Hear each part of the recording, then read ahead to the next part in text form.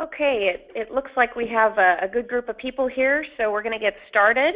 I just want to welcome everybody to the 15th MedResults Network webinar in our educational webinar series. I'm Jamie Parrott, President of MedResults Network, and as always, I just want to thank everyone for taking time out of their afternoon to attend the presentation today. As you're all aware by now, in the last 10 months, we've redirected our focus to include more education for our members. And although our primary focus is still cost savings, we simply want to ensure that you have both product and service education, so obviously you can successfully sell the products and services you offer, and that you also have the basic business tools to build and make your aesthetic practices successful in the long run. So this past June, I spoke at the American Med Spa Association's Med Spa Workshop in Chicago, and it was there that I had the pleasure of meeting our speaker for today. Mr. Fran Acunzo is an industry veteran with over 25 years of experience in the aesthetic industry. He's been the CEO of a number of different health, wellness, and spa companies, and even opened some of our country's first medical spas.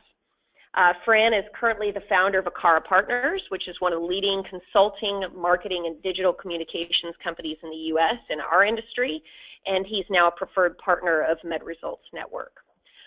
Today he's going to be discussing a number of best business practices which will help you increase aesthetic medical sales and profits in your practice. And I also want to mention that Fran and Akara Partners are holding a major educational event called the Reach Digital Marketing Summit in New York, and it's at Times Square in New York on September 19th and 20th. So it's quickly approaching. And you may have read about this event in MedAesthetics, where he recently published an article, and there was a blurb about the event there as well.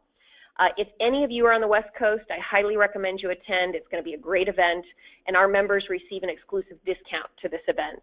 So please contact myself or Fran. We're going to be happy to send you more information about that.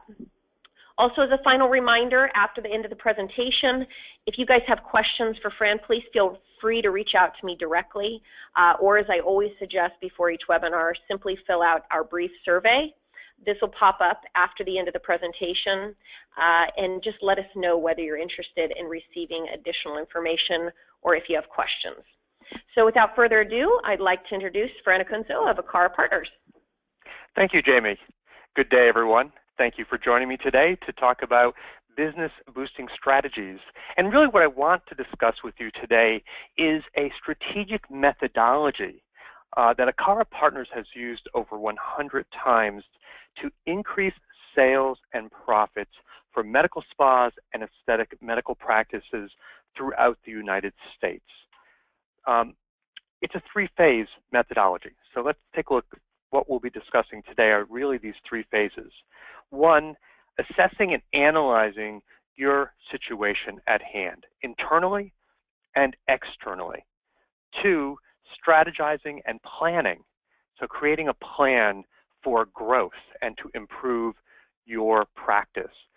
And three, of course, implementing that plan and growing your practice. So we'll talk about specific best practices in marketing and sales that would help improve top line and thus bottom line. Now, to the right of each one of these phases, you'll see I have some weeks outlined. When Akara Partners actually implements what we call a business booster, this is the approximate time that we would take.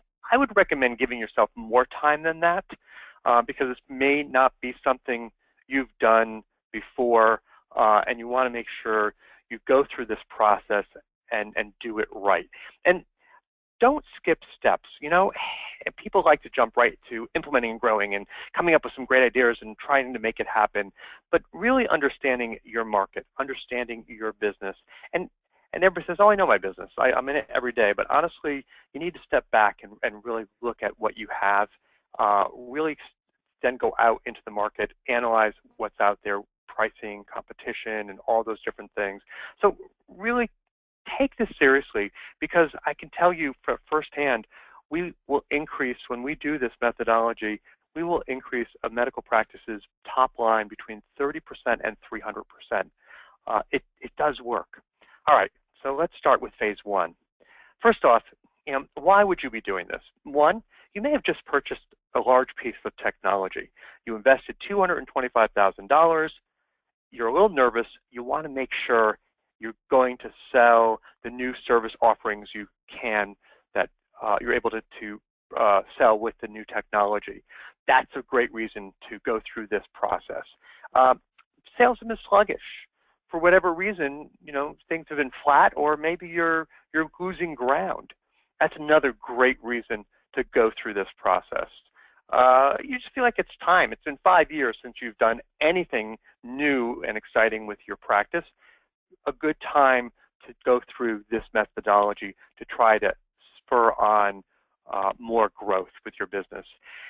We believe that team meetings are very important. You need to have everybody on board when you're about to look to have them help you grow your practice, grow your sales, and increase your profits. So start this with a team meeting, get everybody on board, tell them what you're about to embark on, why you're doing it, how you're going to do it, and how they're involved, and how it will have great impact on them, hopefully through incentives or just being part of a more successful medical practice or med spa is always very exciting. Now, you talk to them about the on-site business assessment. We'll go through that in a moment, and also about the competitive reviews you're going to be conducting as well. Okay, so looking externally first, demographics. All right, try to get your hands on demographics for the geographic market area where you believe you're doing business. If you're in a suburban market, typically we see the geographic market area being 20 to 30-minute drive times. Right? If you're in a city, it's very different. It could be block radiuses. If you're in a rural market, it could be a 40 to 50-minute drive time. It's really great if you can get your hands on the demographics in your market to have an understanding of the density. Now, if you don't know what the potential is for your market, it's hard to set sales goals and to tell your team, hey, we're going to reach higher. It's a lot easier when you say, wow, we've got 100,000 females between the ages of 35 and 54 living in households with $75,000 or greater incomes. That's a robust market, especially since we only have 5 or 6 real competitors in this market as well. So that's really what you're looking at. You want to get a sense of, what are you up against? What do you have to work with? You also want to make sure you do competitive analysis. This should be done at least once every 2 years, if not once a year. You want to take a look at who is doing the same exact thing you're doing. If you're a plastic surgeon, look at plastic surgeons. If you're a cosmetic dermatologist, look at cosmetic dermatologists. If you're a med spa, look at other med spas. You may also consider what everybody else in the aesthetic world are doing, but your direct competitors are the people doing exactly what you're doing. First off, identify what their unique selling position is. Why would somebody buy from them versus you? In doing this, you also will hopefully identify what your unique selling position is. It's very important to know that in order to really put together a strong marketing plan. Also, points of differentiation. These are things that make you different from your competitors, and when you're looking at the competitors, identify what makes them different from you and the other competitors. Look at their pricing. Definitely look at their physical plan. Is it run down? Is it old? Is it really big? Is it elaborate? Is it beautiful? Or none of the above? So you want to do that competitive analysis, and the only way to do it really is conduct competitive visits. Now, you personally as a practice manager, a physician, a mid-level, you may not be able to do these visits because you're known in the marketplace. So try to find a friend, family member that would be a willing partner in this process to go in and visit, maybe have a consultation, gather up some printed materials, take a look at the interiors to give a sense of the level of the physical plant. It's really important to know, where do you stand within the competitive landscape of your market? The next thing to do is look internally. Okay? It's important to do an internal marketing review. If you're going to put together a new marketing plan or you're going to launch something new, it's always good to know, what's the benchmark? What have you been doing in the past? What's been working? What's not working? Your logo and your brand identity, is it consistent?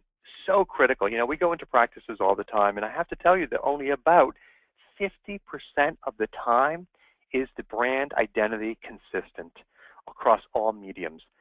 That's so critical because it really is what helps create the recognition within the marketplace. Look at your ads. Look at how successful your ads have been in the past. Take a look at what promotions you've done, the consistency. Maybe work backwards and put together a 12-month past chart of your promotions and your advertising, your social media, so that you can then see what worked and do that and benchmark it against your sales each month. So I did print ads in this publication. We did paid search campaign. We had a new website launched, and we did $120,000 that month. Okay, next month. Go back 12 months. Analyze that. See what worked, what didn't work. Take a look at your website. Ask yourself a few important questions like, is your website responsive? The number one question to ask yourself. In other words, does it read really well on a laptop, a desktop, a tablet, and a handheld? On your handheld, it should respond down so that it shows as just buttons and easy navigation, very similar to how you see so many handheld websites. If you don't have a responsive site, put it on the top of the list to go make sure you purchase a new website from a website development company to have a responsive site.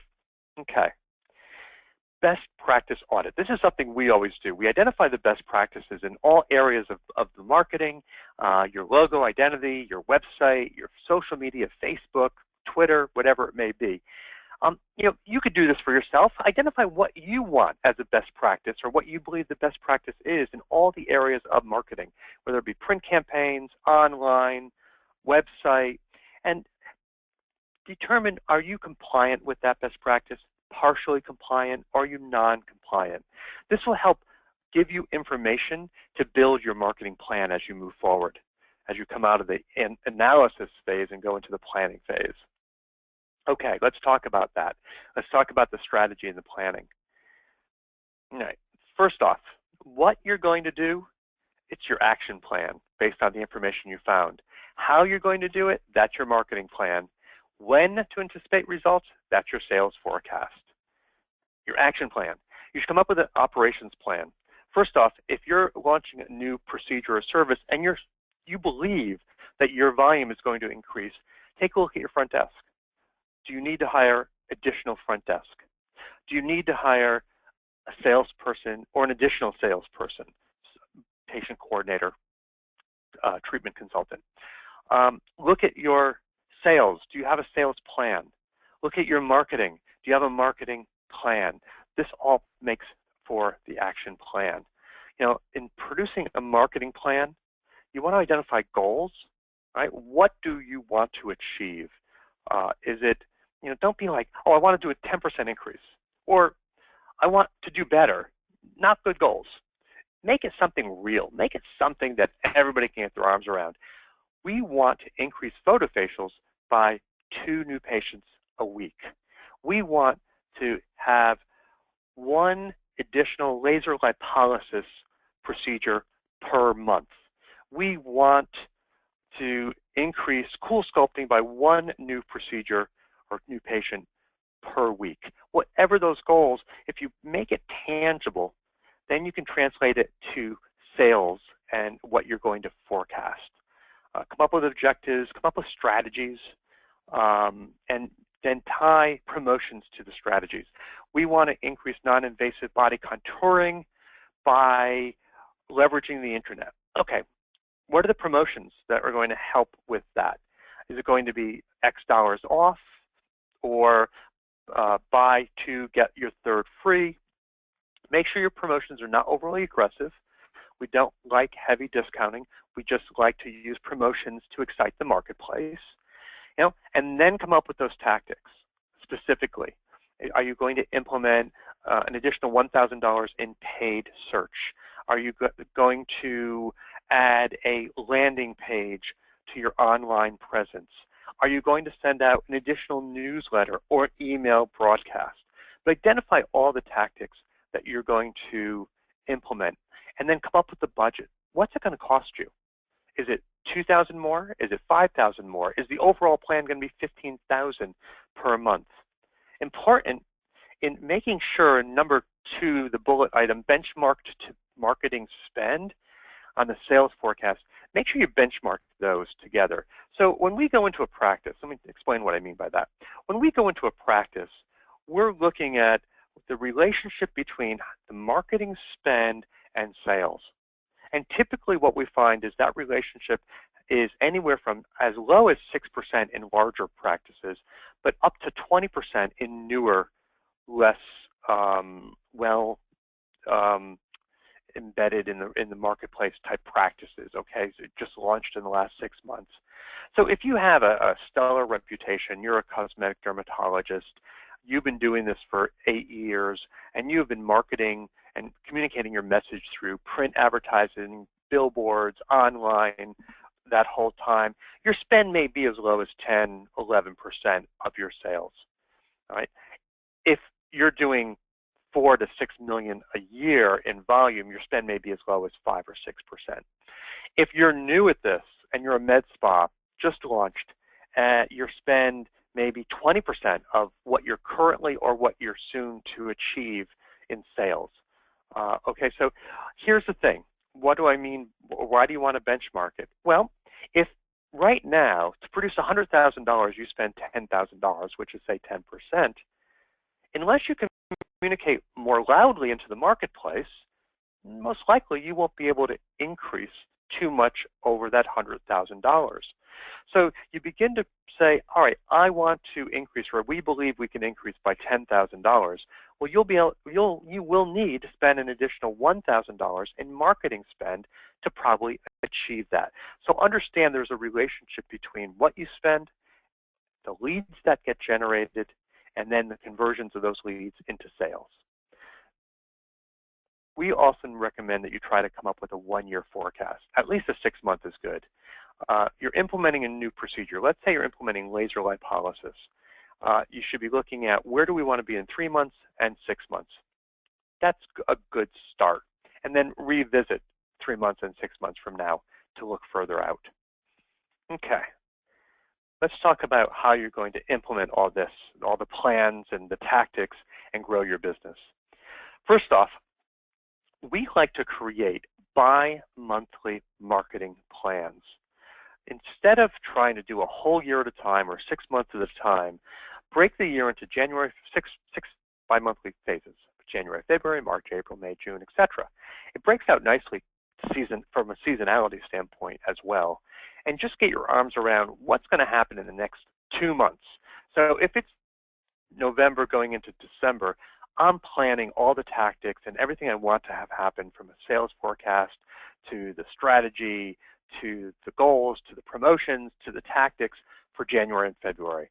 Where are we now? Okay, we're in September. So right now, you'll begin in the next week or two to plan your November, December 2-month period. Okay. Keep your campaigns focused on results. So lose inches,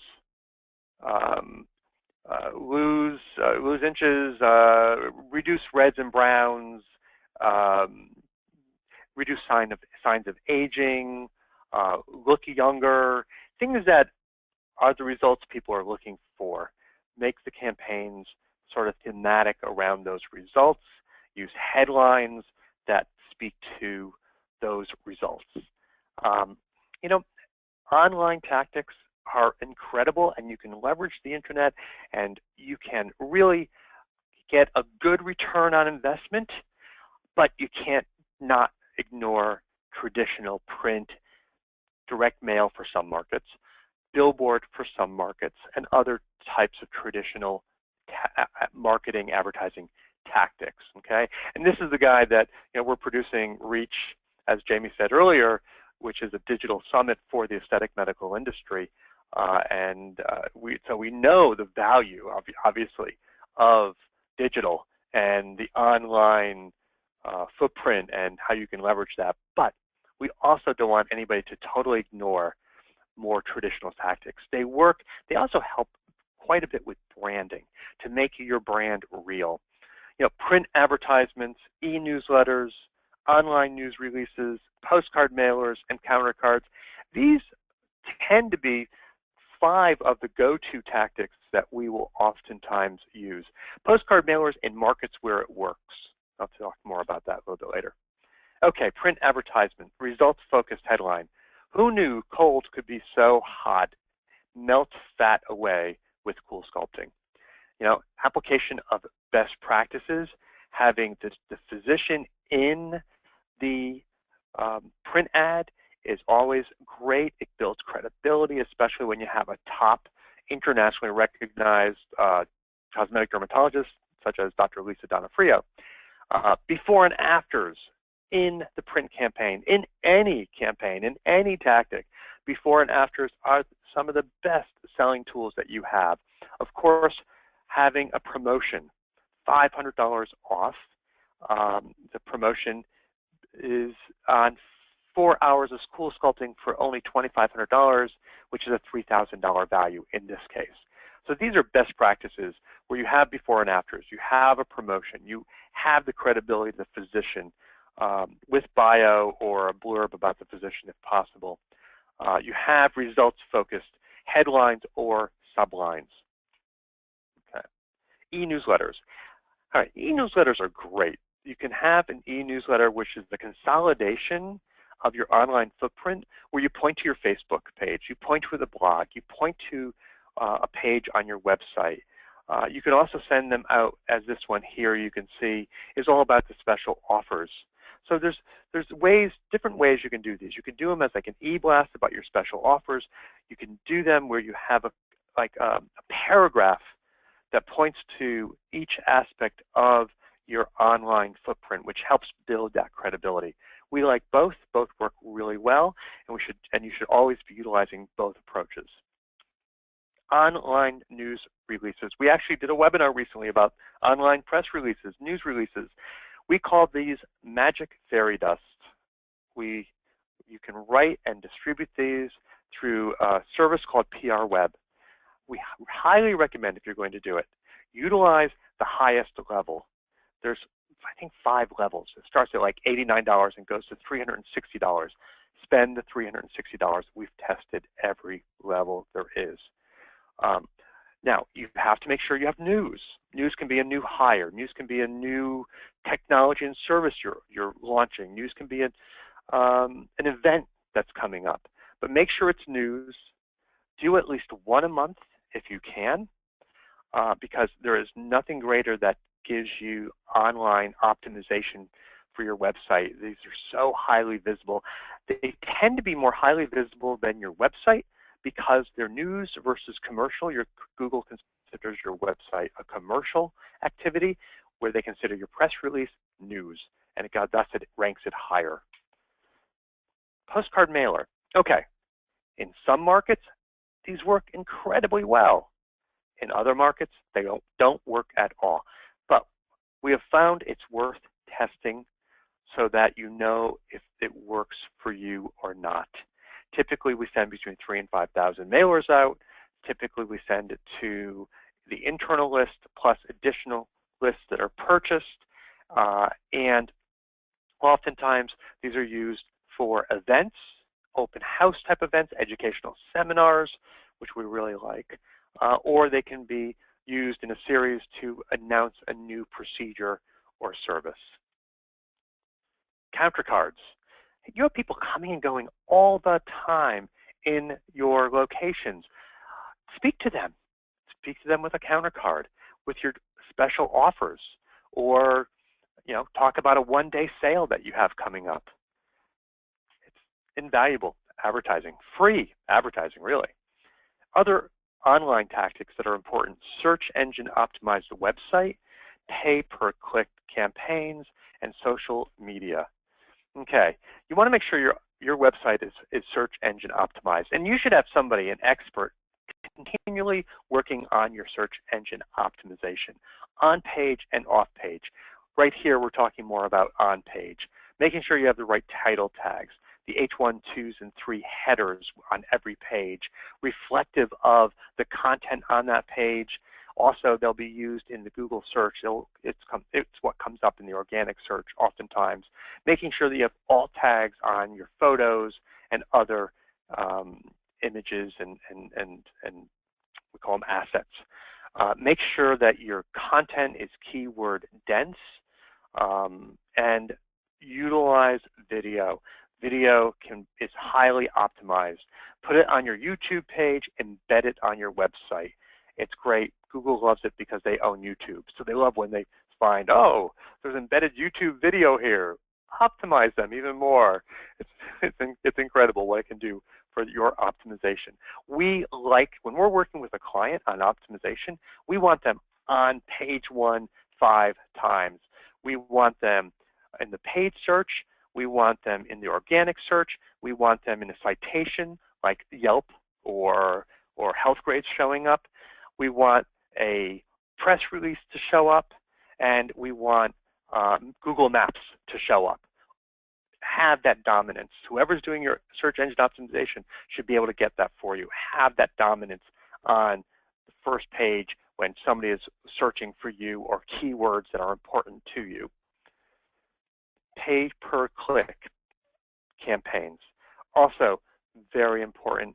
It's easy to know if they're working or not and know what the return on investment is. Typically for a conversion where somebody is signing up with their name and information, so they want a consultation, we see the cost per conversion ranging as low as $100 to $105, but all the way up to about $180. Honestly, that's not bad. Cost per conversion for traditional tends to be, $150 and north of that for conversions. So you really can get great conversion rates and return on investment using paid campaigns, and it's trackable. If your company that you work with, we have 2 people here that just do this, and they're always making sure that this is all being tracked, so we know that it is working properly.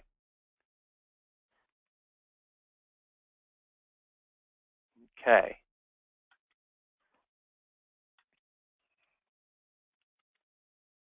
Okay, social media. Social media, even a year and a half ago, really wasn't that important to build business, though it was solid to increase awareness, keep the conversation going. Now it's becoming important as part of a way for you to build leads, build awareness, get repeat and referral business. You want to continue the conversation. You want to make it interactive. You want only 20% being promotional activity on social media. Use Facebook ads. We're having great success with Facebook ads. And of course, as I said earlier, video, it's just highly optimized. All right, sales. All of those marketing tactics generate leads, but if you don't have a good sales system in place, you're not going to convert those leads into consultations and consultations into patients. So you want to make sure you have a dedicated sales consultant.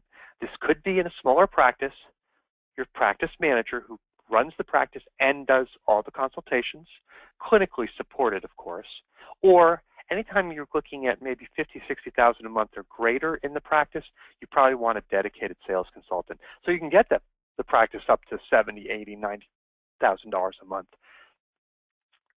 Make sure the sales system is in place. Everybody knows how they're going to convert leads to consults and consults to patients, and how the follow-up is going to happen. Train the team.